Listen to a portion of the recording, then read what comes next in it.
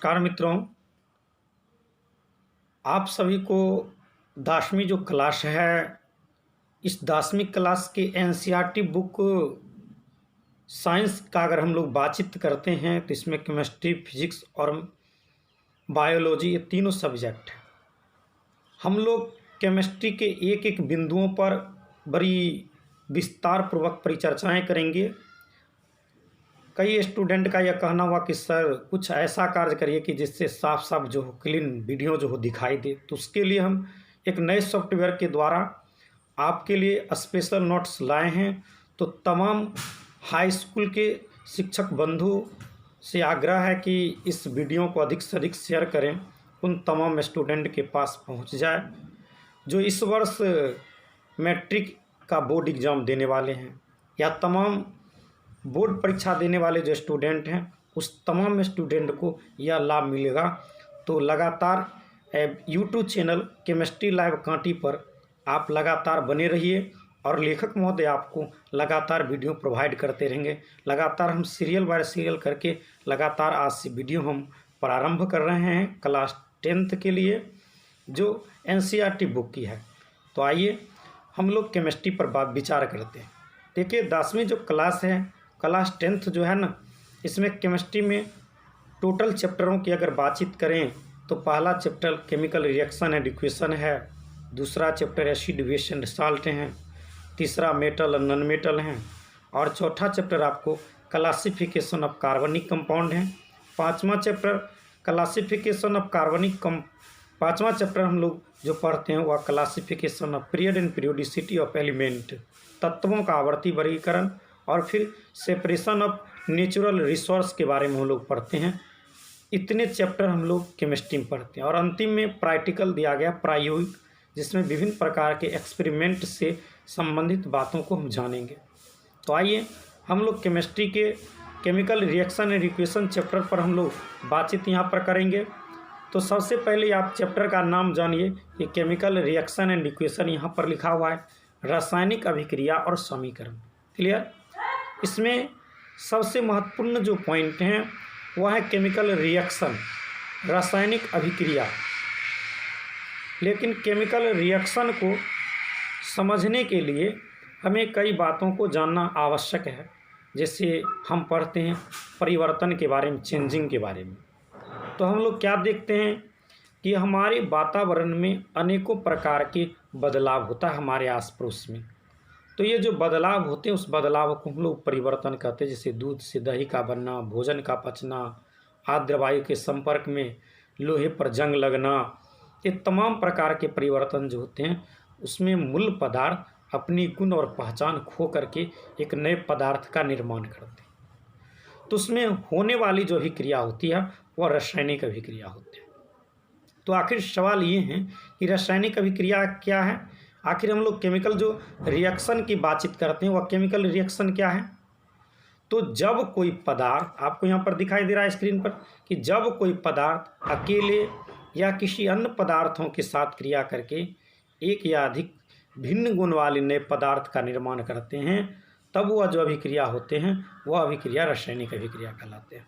जैसे आपको यहाँ पर जो समीकरण दिया गया है H2 + Cl2 रिएक्शन 2HCl, तो यहाँ पर हाइड्रोजन और क्लोरीन जो हैं वो आपस में अभिक्रिया क्या है और हाइड्रोक्लोरिक अम्ल का जो है निर्माण क्या है। अब हम लोग देखते हैं रासायनिक अभिक्रिया के भाग का अगर परिचर्चा करते हैं, काइंड्स ऑफ केमिकल रिएक्शन का भाग का, तो इसमें दो भाग होते हैं। सबसे पहला भाग का अगर परिचर्चा आप करना चाहते हैं रासायनिक अभिक्रिया में, तो सबसे पहला जो भाग इसका होता है वह आपको होता है रिएक्टेंट, जिसे हम लोग अभिकर्मक कहते हैं। अभिकर्मक अर्थात वैसा पदार्थ जो रासायनिक अभिक्रिया में भाग ले रहा है। तो जो रासायनिक अभिक्रिया में भाग ले रहा है उसी को हम लोग अभिकर्मक कहते हैं। अभिकर्मक को हम लोग प्रतिकर्मक या अभिकारक भी कहा जाता है या रिएक्टर कहा जाता है। या ये तीर के जो चिन्ह हैं इसके बाएं साइड में आपको दिखाई दे रहा है, जैसे कि हम इंडिकेट किए कैल्शियम ऑक्साइड और कार्बन डाइऑक्साइड, ये आपको अभिकर्मक है। क्लियर? अब हम लोग आगे बढ़ते हैं। अब हम लोग प्रतिफल के पास पढ़ते हैं, प्रतिफल या उत्पाद जिसे हम लोग प्रोडक्ट कहते हैं। अब देखिए कि किसी जो रासायनिक अभिक्रिया के फलस्वरूप बनता है, तो जो रासायनिक अभिक्रिया के फलस्वरूप बन रहा है उसे हम लोग प्रतिफल कहते हैं, या तीर चिन्ह के दाएं साइड में आपको दिखाई दे रहा है। क्लियर दिखाई दे रहा है कि नहीं दे रहा? तो ये आपको प्रतिफल है। इतनी बात हम लोग जान गए। अब हम लोग जानेंगे कैरेक्टरिस्टिक्स ऑफ केमिकल रिएक्शन के बारे में। स्क्रीन पर आपको साफ साफ दिखाई दे रहा है कि रासायनिक अभिक्रिया की क्या क्या विशेषताएं हैं। तो अगर हम रासायनिक अभिक्रिया की विशेषता को अगर बातचीत करते हैं तो रासायनिक अभिक्रिया में कई विशेषता होते हैं। सबसे पहली विशेषता है गैस की उत्पत्ति। सबसे पहली विशेषता आपको किसकी उत्पत्ति है? गैस की उत्पत्ति की बातचीत करें तो देखिए कुछ रासायनिक अभिक्रिया ऐसा है जिनमें गैस उत्पन्न होते हैं, जैसे हाइड्रोजन है, जैसे जिंक है, आपको हाइड्रोक्लोरिक अम्ल से अभिक्रिया किया तो हाइड्रोजन गैस यहाँ पर क्या किया? बनाया। तो इस रासायनिक अभिक्रिया में हाइड्रोजन गैस बन रहा है, तो गैस का निर्माण क्या किसने किया? दूसरा हम लोग विशेषता अवक्षेप का बनना, कि कुछ रासायनिक अभिक्रिया ऐसे होते हैं जिसमें अवक्षेप एक ठोस पदार्थ के रूप में जो होते हैं वह विलयन से पृथक करते हैं। जैसे आप एग्जाम्पल के तौर पर लीजिए, सोडियम क्लोराइड है, सिल्वर नाइट्रेट से अभिक्रिया किया तो सोडियम नाइट्रेट सिल्वर क्लोराइड का यहाँ पर अवक्षेप बनाया, जिसके लिए नीचे की ओर आपको इंडिकेटर जो है दिया गया है। तो ये आपको जो दिखाई यहाँ पर जो दे रहे हैं जो बिंदु, यह आपको अवक्षेप के रूप में कार्य कर रहे हैं। क्लियर? यहाँ पर आपको जो दिखाई दिया यह आपका अवक्षेप है, ये पदार्थ जो हैं वह अवक्षेप का काम किया। क्लियर? तो हमने क्या देखा कि अवक्षेप का बनना, यानी रासायनिक अभिक्रिया की जो दूसरी विशेषता है वह आपको क्या है? अवक्षेप है, यहाँ पे अवक्षेप बना। अब देखिए तीसरा जो पॉइंट आप यहाँ पर परिचर्चा करेंगे वह है रंग परिवर्तन, कि कुछ रासायनिक अभिक्रिया में पदार्थों के रंग में परिवर्तन होते हैं।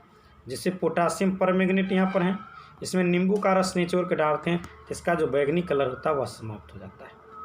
क्लियर? अब हम लोग चौथी विशेषता देखते हैं ताप में परिवर्तन, कि कुछ रासायनिक अभिक्रिया ऐसा होता है जिसमें ताप परिवर्तन होते हैं।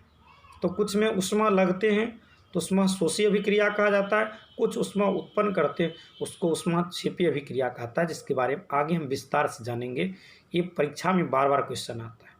जैसे आपको कैल्शियम ऑक्साइड है यहाँ पर, तो यहाँ पर जो कैल्शियम ऑक्साइड आपको जो दिखाई दे रहे हैं, कैल्शियम ऑक्साइड जो आपको यहाँ पर दिखाई दे रहे हैं, आपको क्लीन कैल्शियम ऑक्साइड यहाँ पर आपको दिखाई दे रहे हैं ताप परिवर्तन में। तो ये कैल्शियम ऑक्साइड की बातचीत करते हैं, जल से अभिक्रिया करके कैल्शियम हाइड्रोक्साइड बनाता है। उसके बाद अभिक्रिया में परिवर्तन, अवस्था में परिवर्तन, कुछ रासायनिक अभिक्रिया के फलस्वरूप पदार्थ की जो अवस्था होती है वो बदल जाती है। जैसे आपको यहाँ पर हाइड्रोजन गैस है, क्लोरीन गैस है, दोनों आपस मिलकर हाइड्रोक्लोरिक अम्ल का निर्माण किया, तो अवस्था क्या हुआ? बदल गया। तो कुछ रासायनिक अभिक्रिया में अवस्था जो होते हैं वो बदल जाते हैं। अब जिन बिंदुओं पर हम परिचर्चा करते हैं यह आपको बोर्ड मॉडल है, बहुत ही उपयोगी क्वेश्चन है। बोर्ड मॉडल इस वर्ष पूछने वाला प्रश्न है कि केमिकल इक्वेशन किसको कहते हैं, रासायनिक जो समीकरण है वह हम कहते किसे हैं। अब देखिए कि किसी रासायनिक अभिक्रिया में भाग लेने वाले पदार्थों को संकेतों एवं सूत्रों की सहायता से जब संक्षिप्त रूप में हम लोग लिखते हैं तब उसी को हम लोग रासायनिक समीकरण कहते हैं। जैसे कि आपको यहाँ के एग्जाम्पल से आपको क्लियर पता चल रहा है कि हाइड्रोजन और क्लोरीन आपस में क्रिया करके हाइड्रोक्लोरिक अम्ल बनाया, जिसको संकेत और सूत्र के रूप में हम क्या किए हैं? लिखने का कार्य किए। अब नीचे हाइड्रोजन और ऑक्सीजन अभिक्रिया करके जल बनाया, तो इसको संकेत और सूत्र के रूप में लिखें, तो यह आपको रासायनिक समीकरण कहलाएगा।